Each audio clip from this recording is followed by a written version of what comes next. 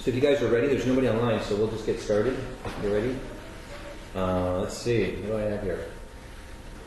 So this is just the title screen, but we get to talk about EnCase today. Let me switch to the other slide. And can everybody see the screen okay? I know it's a little light with the windows. Chapter business. We're heading into the next year, and officers in the ASDFED are for 1 year at a time. And then it's expected you re-elect. Now, we chose the ASDFED because it doesn't require you to be in law enforcement. So there's some other, maybe more well-known organizations, very prestigious, that would have been interesting to us, but not all of us are in law enforcement. And also, maybe our numbers, when founding, weren't high enough for them. They might want to see 15, 20 founding members or people starting with it. So that's why we chose ASDFED. Moving forward, there's 5 of us that joined ASDFED. They paid $75 for the year. And really, like, the officers need to have that. And so if we re-elect people, they'll need to, pay the dues for 2012 and join to be an officer.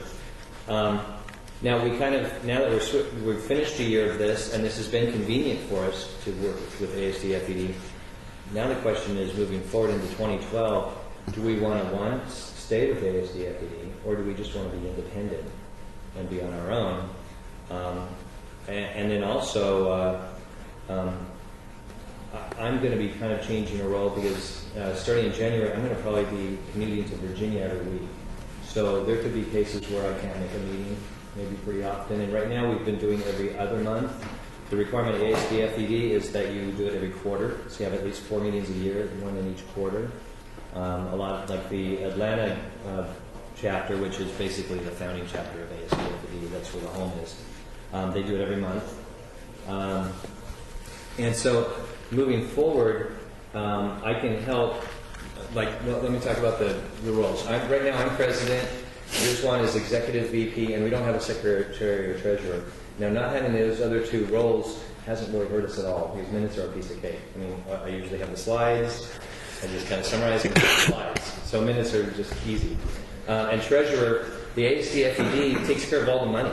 So it's almost like a very simple role. Like maybe if we did some fundraiser or something, then a treasurer, we would need one. But we've had actually no need for a treasurer. And the ASDFED doesn't come to us and say, wait, you never had a treasurer or secretary. They don't care. They're happy that we're an active chapter.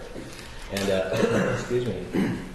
So the president's role, for the most part, is to lead the meetings and kind of be in charge. And then the executive VP role is to organize meetings and speakers and kind of get the meeting, set up ahead of time and set up reminders and all that fun stuff.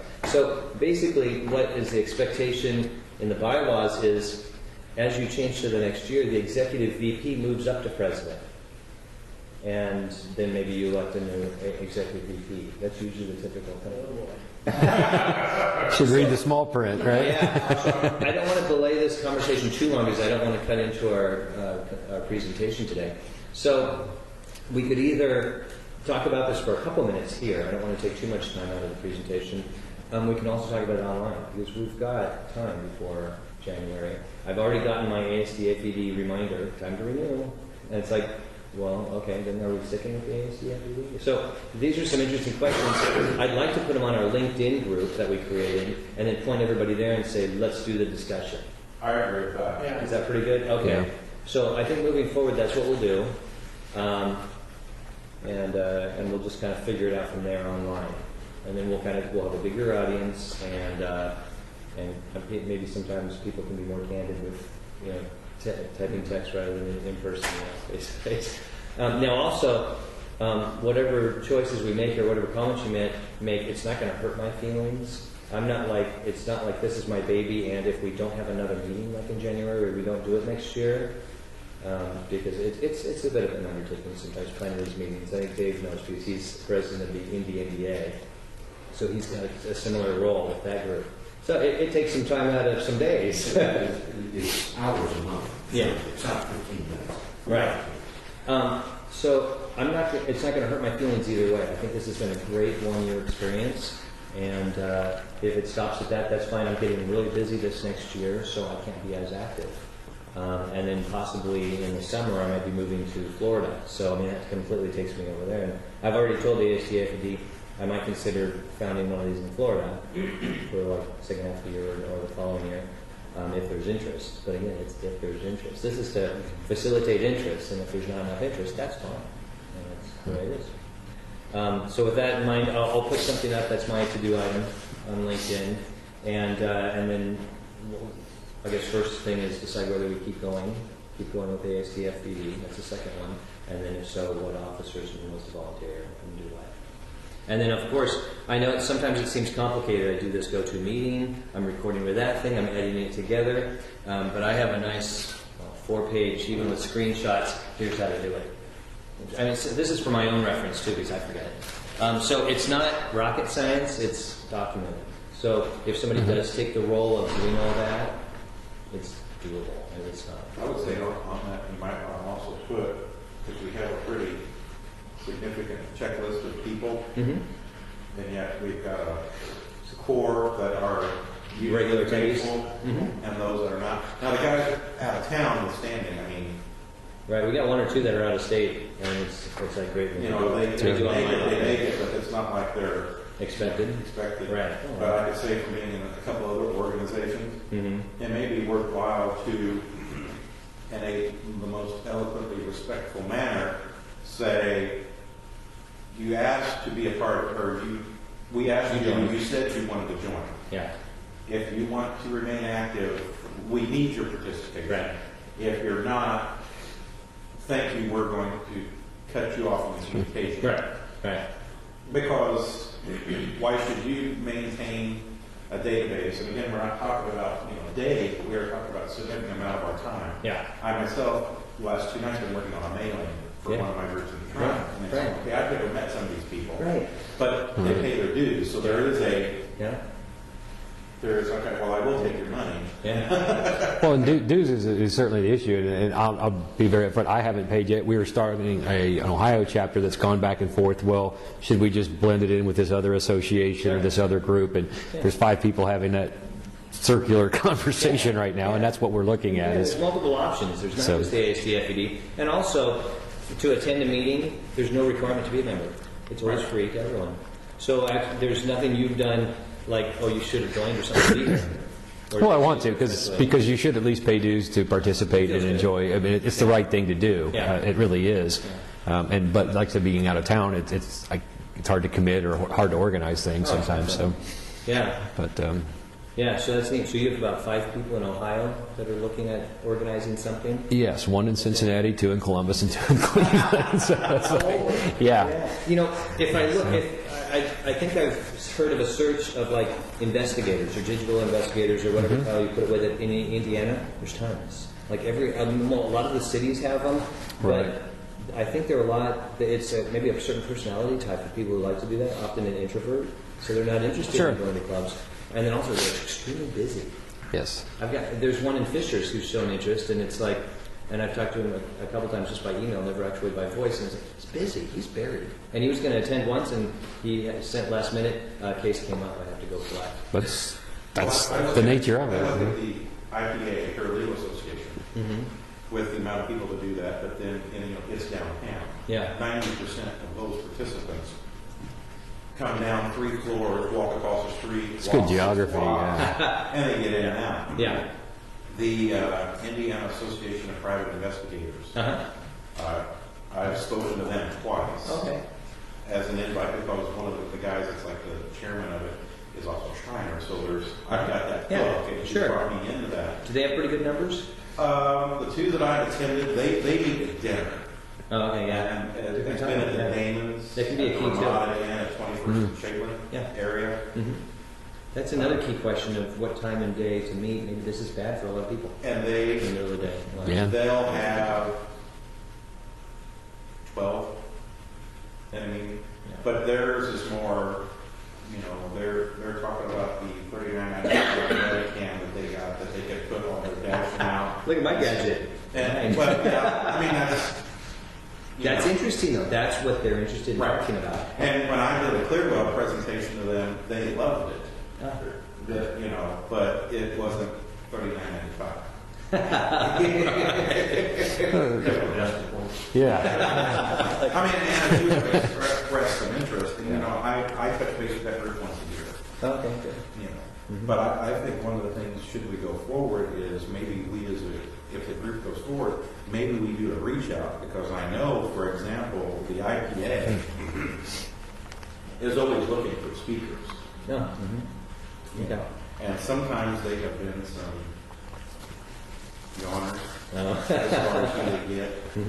But then, you know, there is a tie here with digital forensics Sure. and discovery to the legal market. In fact, if Indiana gets to the point where they require you to be a private investigator to practice, Yeah. Yeah. then there's a huge We'll just tap the Michigan folks to come down and present that. So thanks. But, you know, I think there's one where, you know, I've always been a big fan of partnering with a different group. Yeah. Because then you That's could, good. because, and I'm, you know, thinking about, you know, raising membership, getting to them, you know, some of those gals and guys will know the one guy in their office who's actually the investigator. you guys of the group. Yeah. And we'll go, now, this could be, Yeah. you know, like the one lady that was here the first time. You know, Yeah. She made it very clear, Right. if she can't make money at this, then she Yeah. doesn't have time to be here. Right. But I think for, She's not here, so. Yeah. It's like the opposite reason than edit that part what out. for. Make sure you edit that out, that comment out, so it's not posted. Oh, that'll be creative. But, and it's on the list. We didn't. But that is one where, you know, again, to that point in that initial meeting, to have an additional resource. Yeah. And like most groups and associations, specifically not-for-profits, Yeah. they're always the best kept secret because they don't know how to effectively Right. communicate to the outside world But they to create interest to get people to come. Yeah. Okay. Well, let's move that. Let's move that And that's conversation. not a campaign speech by any means. No, let's on a roll. Let's keep going, man. That's it. Let's move that conversation online so we have enough room, time for the presentation today. Okay. I especially want to thank Guidance Software for providing lunch today. Thank you guys. My pleasure. Yeah. Me too. Appreciate it. And I thank them. I appreciate it. So with that, let's go on to the presentation. Let me give control over to your computer. I'm going to change presenter. Okay. And I'll let you take it from there. Yes. Oh, it's still showing mine. Okay, I haven't switched the projector. Two things to switch. Very good. Much better. There we go. I'm sorry. Yeah, go on. I didn't realize. There we go. And we'll send this out to everybody, so that's not a big deal here. There's a lot of bullet points. Not positive how familiar everybody is or is not with Guidance Software or our EnCase product. It's been out for a long time, since '97, and it's used for a variety of reasons of digital investigations. I'm not going to read all this. We have a lot more information. Happy to answer any questions on that from this perspective. What I do want to make clear, just so that I don't misspeak or misrepresent anything, is our product line. We have our EnCase Forensic, which is our desktop tool where you hook up a drive via Write Blocker or whatever, but it's tethered to a certain extent, or you're able to have one single license and you can bring in other evidence files however you're connected. I do not sell that, to be very clear. I am a sales rep with Guidance. I've been with the company about 4 years. I don't sell EnCase Forensic. I'm one of our enterprise sales reps. So I sell EnCase Enterprise, our eDiscovery suite, and our cybersecurity suite. So we talk about eDiscovery, we talk about some incident response types of things. Everything I'm going to talk about today is just what's within our EnCase Forensic tool. Even if I say eDiscovery or cybersecurity, I'm not talking about those other products. The main difference in those is obviously the network capabilities, that you could do things over the wire from a central location. The idea is to kind of prevent the business disruption as well as scale out.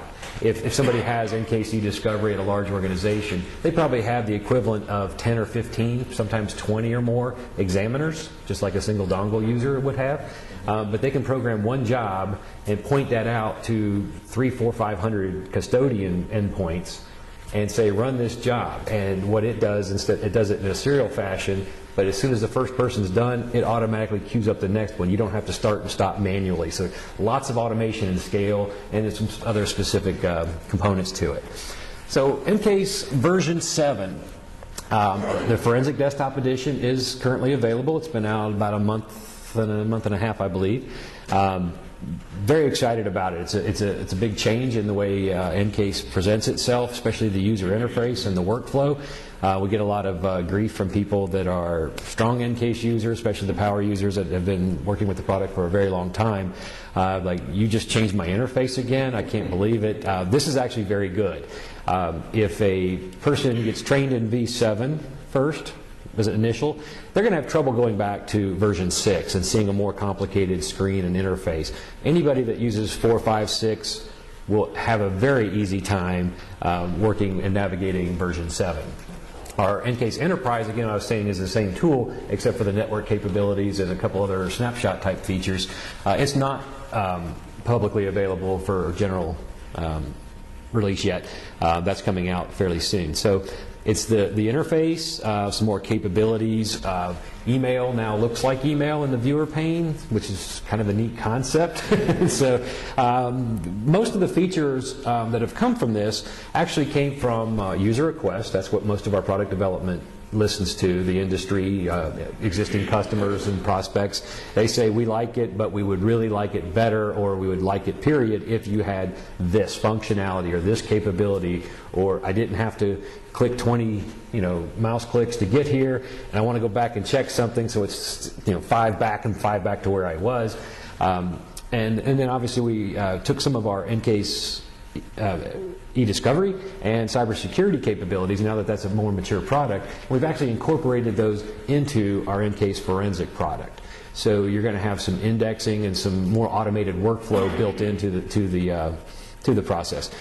We also have added smartphone acquisition. That's something we'll show today real briefly as well. I imaged my own BlackBerry as one example, so we can see that. It scales real well. So we've added to the workflow to where instead of pointing at a single piece of evidence and saying, okay, give me the email, and then turn around and saying, okay, run this filtering on the files, now you can create a criteria and say, point it at the evidence, whether it be Dave's desktop, Dave's laptop, images or drives, his group share, his BlackBerry. I can make one case for Dave's stuff, put it all together, and say, this is what I want, and run it that way. So it's a lot easier to create a job and kick it off instead of going through in granular controls throughout. You still have that ability if you choose, but it's much, much better. We've also added indexing directly into our tool set, and we did not buy one of the standard indexing platforms that's commercially available that a lot of other products use. And we did it because of the purpose of deep dive forensics. When we want to be able to search for certain things, we have to have some of the limitations that some of the other ones have. We can't have those, or we at least need to let you have the option to take those off. We still have the noise filtering. There's still words that it won't pick up for good reasons, and you can control that too. So it's very purpose-built indexing, and it's a much nicer way to do it. Let's see here. So you built that in-house, you're saying? Correct. Instead of Yes. third party? Yes, we did. And so historically, EnCase sold its platform, EnCase version 5, version 6, version 7. We had our basic and then our deluxe package, and then we had what we call Pro Suite and the individual components that you could buy separately. If you want to work with decryption, if you want to mount a drive and look at it, if you want to do it virtually, and then the software write blocking edition too for connected drives. We've done away with that, and now it's all together. If you buy EnCase Forensic, you get what's available. We quit slicing and dicing it because we had so many people buying as small as possible, but really needing those additional features. The good news is the price actually went down. So it's like, I think I like $3,000 or whatever it would be, instead of the $3,500 plus the additional packages. Now it's all inclusive at a lower rate. So the good news is you don't have to. It's much simpler to process that way. I'm not going to read these to you, but it's basically, some of these will just actually be easier to show. You can actually now do tagging as one of my favorite things in here. Just like an e-discovery or a review type of platform, you can create your own custom tags and say this is responsive, this is not responsive. You can do like Windows Control, Shift or whatever you want to do, and bulk tag certain things. So if you get, depending on how you're sorting documents, the email between Rob and I'd say, where you want to go to lunch or you want to go here. Okay, well, man, this is all junk. It's not part of my investigation. I can create a non-responsive tag and flag that. And then at any time later, I can always fork that data back out and say, give me just the responsive subset or give me everything but the non-responsive. So if you have your other coding, it stays with it. Those tags also, I'll just show you that here in a moment. But again, the searching is a lot better because of the indexing that goes along, and reporting is much, much better. You're able to customize your own templates, and that's part of our workflow improvement is templatizing things, so you can reuse your own work product and reuse your own jobs as much as possible without recreating the wheel or copying, pasting into things all the time. And we do obviously PointSec if anybody has to bang against that. They finally worked with us. We've been working with them for a long time, and we've been waiting on them, and they came through. And so we now have that integration into our decryption suite as well, which is really nice. And then we also, the other major change is the evidence file format. We now offer, or EnCase v7 outputs EX01 instead of E01 files, and for the logical size, it's LX01. I'm not positive what the X stands for, so I don't want to get into the marketing aspect of that. But the reason it's the new algorithm and the structure of it is because we're going to let you encrypt those files on the fly right there within the tool. Therefore, you don't have to encrypt your big volumes of external drives when you do your shipping and transportation and things of that nature. You can have it all built right in. It's a little more efficient that way. And there's a couple other things that are going to be coming out that go with those as well. Version 7 is compatible backwards, so if you have an E01 and an EX01, it can look at both of them. Version 6, I think 6.19, that was a very last small slight release, might be able to take them, I'm not sure, but most of the prior versions, if not all, will not be able to accept or parse out the new LX01. So if anybody has this, you need to consider that into your workflow for a short time period. Yes? You were talking about the tagging and all of that capability. Mm-hmm. Does it have email threading? Yes. Does? Yes. And you can sort by obviously like conversations, you can thread, you can go find the family. We treat it all too, so you can search just the attachments, you can search, again, it's very, very robust as far as how much granular control do you want to say. EnCase has never been good at saying, we're going to tell you this is what it is. You always have to go back and define everything. The concept behind that was for expert testimony purposes, or as a witness or whatever, you would come in and say, well, I clicked the email button. That's why I know I got all the email. Well, did you go get this, this, or this? Well, probably if it's behind the email button, yeah. The whole idea was like, no, I said I want the Gmail, the HTML files that are associated with these accounts, all the different types of things. So that's why we've always had the granular controls. But we do have some much better workflow for other purposes, especially when you know what you want, you know what you're looking for, and it'll actually show you some really nice components here. So this is our current supported encryption product listing. And can I ask you a quick question on sure. that list? Yeah. What are your thoughts on TrueCrypt? And eventually, do you think it should show up on that list, or maybe you don't encounter it that much? We don't generally encounter it too much on the enterprise side. It's been cracked already. So things that are free are hard to work with for us. They really are. I mean, they're great. I've used it many times. I'm not knocking TrueCrypt whatsoever. But it is open source, open and all that. It is, and it's very hard to work with their code because whatever agreement you have with them changes tomorrow when the next guy contributes to the case or the cause, if you will. And also, it's generally not set up for enterprise things where you would have a master password, for example, or something of the equivalent from an administrative perspective. Generally, never set up that way. So if it's a one-off type scenario, you got the password or not. There's not much you can do to that. There are other applications out there that do work against that, and that's what that's for. Okay. One of the other points we will have coming out very soon is integration in with Passware. It's my favorite, personally, my favorite standalone password cracking tool. I haven't used the current version. I haven't had a chance to play with this stuff in a while, but it's fantastic, and it will have integration to it. So you'll be able to say, give me the encrypted files, pull it out, drop it right in. If it's the Microsoft stuff, that'll parse it right out like it normally does anyway. But if it's truly protected documents, it'll segregate those separately, and then you can say, okay, Passware or whatever other tool you want, go work against that. So that's the quick presentation there. I'll get out of that for a moment here. So this is the opening screen. I just opened up EnCase version 7. I'm sorry. Oh, you're fine. I guess moving my laptop doesn't change that, does it? Yeah. It's just a habit. It's like, okay. So this is the new interface. I literally just clicked it open, and this is what you get. This is what you see. It's nice, and I put some dummy test in here and some very small little things I'd done recently. I left them in here. I usually reimage my machine if I'm on site with the customers or something like that, but I didn't touch anybody's anything here. These are all have just been basic demonstrations. So it's really nice, so you don't have to go look and find things. It's like your recent cases are here. You can do whatever you want. A new case, opening an existing case that's not showing up on recent. You want to generate some encryption keys. If you want to look under your options, you don't have to dig down into the interface like you used to go change all what it looks like, the color schemes, the debugging, the fonts, the colors that match whatever you want. Help is fantastic. It's really, really good. Nobody likes reading the manual or having the help thing open all the time, but it's very easy to use. I found it quite helpful. And then the About EnCase tells you what version you have, what operating system you're running on, all that type of basic stuff. A lot of this is going to be included in your report.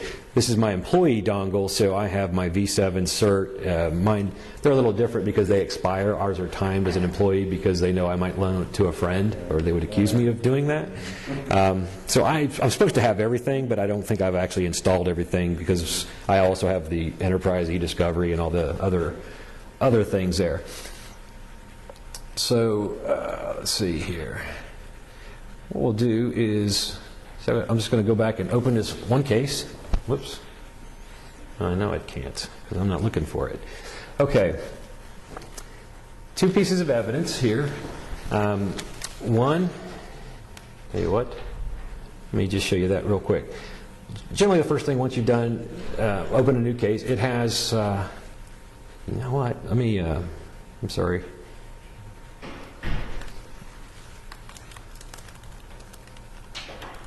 We'll say Dave's test 005. I just want to show you this screen right here at the beginning.